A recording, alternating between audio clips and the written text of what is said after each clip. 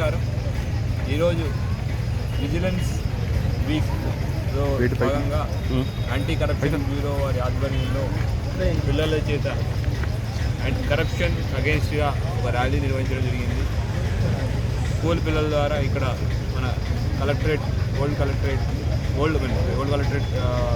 Ground నుంచి toilet petrol bunk దాకా వెళ్ళి మళ్ళీ రిటర్న్ వచ్చి ఈ ర్యాలీ జరుగుతుంది, ఫుడ్ ర్యాలీ.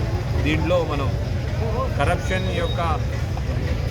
వల్ల వచ్చే ఇబ్బందులు, అది సిస్టమ్ ఎంత బాగా చెడగొడుతుంది అనేది అందరికీ జనాలకు అవగాహన కల్పించడానికి ఇటువంటి ర్యాలీ నిర్వహించడం జరుగుతూ ఉంది.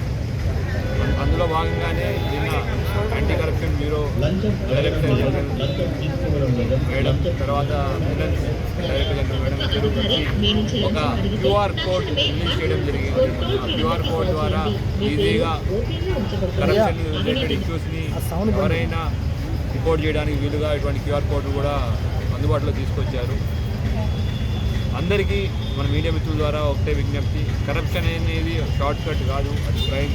అది మన సిస్టమ్ని దెబ్బతీస్తుంది, మన యొక్క వ్యవస్థని పూర్తిగా